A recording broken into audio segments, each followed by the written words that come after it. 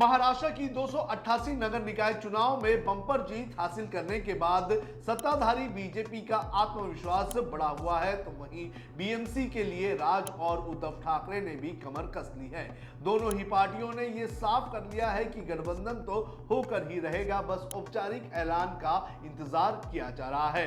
राज और उद्धव के लिए बीएमसी जीतना काफी महत्वपूर्ण तो है ही, लेकिन उससे ज्यादा महत्वपूर्ण है ठाकरे ब्रांड को बचाए रखना। आज इस वीडियो में हम आपको बताएंगे कि मुंबई की लड़ाई के लिए राज और उद्धव की फाइनल प्लानिंग कब होगी, कहां तक बातचीत हो चुकी है और गठबंधन का ऐलान कब और कैसे किया जाएगा। नमस्कार, आप देख रहे हैं लोकमत हिंदी। मेरा नाम है सोम कनौजिया।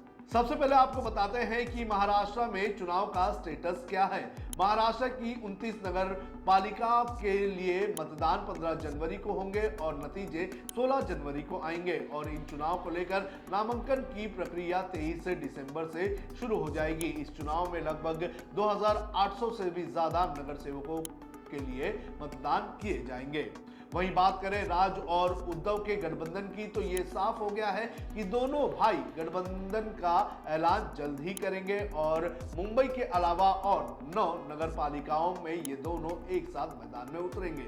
गठबंधन के ऐलान को लेकर सस्पेंस बना हुआ है। पहले कहा जा रहा था कि दोनों भाई एक बड़ी रैली करके इस गठबंधन का ऐलान करेंगे, लेकिन अब खबर ये आ रही है कि दोनों भाई एक बड़ी प्रेस कॉन्फ्रेंस करके कल या परसों इसका ऐलान कर सकते हैं।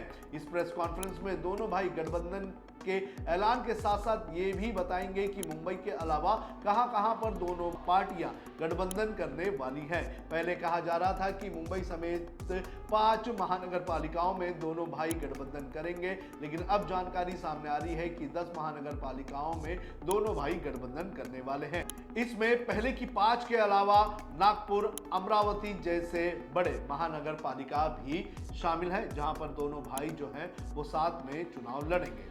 वहीं मुंबई में सीट शेयरिंग की अगर बात करें तो गठबंधन के ऐलान के साथ मुंबई में कौन कितनी सीटों पर चुनाव लड़ेगा, इसको लेकर कोई भी स्पष्ट जानकारी नहीं दी जाएगी। दोनों ही पार्टियों के अंदरूनी सूत्रों का कहना है कि करीब 27 वार्डों में बातचीत का पेच फंसा हुआ है और ये पेच नामांकन के आखिरी तारीख तक चल सकता है। कहा जा रहा है कि जैसे जैसे जिन सीटों पर सहमति बढ़ती जाएगी वैसे वैसे कैंडिडेट्स को एबी फॉर्म दिए जाएंगे। जानकारी के अनुसार दोनों ही भाइयों ने 227 सीटों पर अपने अपने कैंडिडेट्स की लिस्ट बना दी है। सिर्फ इंतजार किया जा रहा है कि सीटों का बंटवारा कैसा होगा। यानी कि आज यानी सोमवार को एक बार फिर से संजय राउत और राज ठाकरे के बीच मुलाकात हुई, लेकिन सीटों पर पेच अभी भी फंसा हुआ है। राजनीतिक जानकारों की अगर माने तो ना तो उद्धव ठाकरे की तरफ से बात करने वाले संजय राउत को और ना ही राज ठाकरे की पार्टी की तरफ से बात करने वाले बाला नांदगांवकर को भी इस बारे में कोई भी स्पष्ट जानकारी है। दोनों ही भाइयों के बीच सीट शेयरिंग को लेकर बातचीत चल रही है। आप सुनिए क्या कहना है संजय राउत का। के बैठक का सिलसिला खत्म हुआ है। शिवसेना और महाराष्ट्र नवनिर्माण सेना में आज आखिरी बैठक हुई यहाँ ही। अब कल या परसों तक हमारी जो गठबंधन का ऐलान हो जाएगा, कौन कितनी सीटें पर लड़ रहा है, ये उद्धव जी और राज जी एक साथ आकर आपको बताएंगे। 27 वार्डों में फंसा पेच। जानकारी के अनुसार राज और उद्धव की पार्टी के बीच गठबंधन को लेकर पेच शहर की 27 वार्डों पर अटका हुआ है। ये सभी वार्ड मुंबई के मराठी हार्टलैंड वाले इलाके हैं, जहां मराठी वोटर्स की संख्या 35 से 85% है।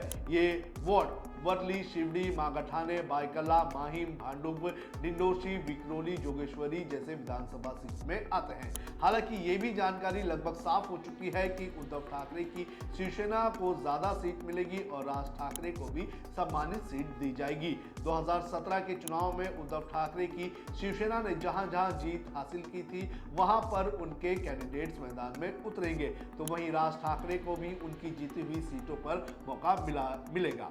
इसके अलावा उन सीटों पर जहां दोनों ही पार्टी दूसरे नंबर पे थी, उसके हिसाब से सीटों का बंटवारा किया जाएगा।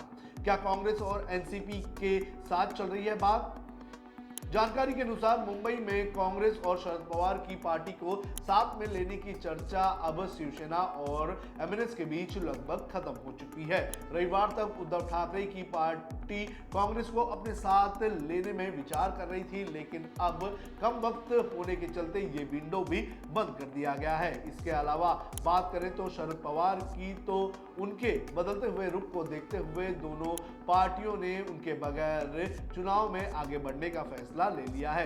यानी कि मुंबई की लगभग सभी सीटों पर अब शिवसेना मनसे बनाम कांग्रेस और कुछ सीटों पर शिवसेना मनसे बनाम राष्ट्रवादी शरद पवार के साथ मुकाबला देखने मिल सकता है। सबसे ज्यादा मजेदार मुंबई के मुस्लिम बहुल्य इलाकों में देखने मिलेगा, क्योंकि जहां मुस्लिम वोटर्स में उद्धव ठाकरे की लड़ाई कांग्रेस, एनसीपी, शरद पवार, समाजवादी पार्टी और एआईएमआईएम के बीच हो सकती है। तो इस तरह से राज और उद्धव के बीच गठबंधन को लेकर मामला तो पूरी तरह से साफ हो चुका है, लेकिन सीट शेयरिंग की बात आखिरी दौर तक और आखिरी दिन तक चलने की आशंका नजर आ रही है। देखना जरूरी है कल और परसों जब ये दोनों ही भाई एक प्रेस कॉन्फ्रेंस करेंगे तो किस तरह से अपने गठबंधन का ऐलान करते हैं।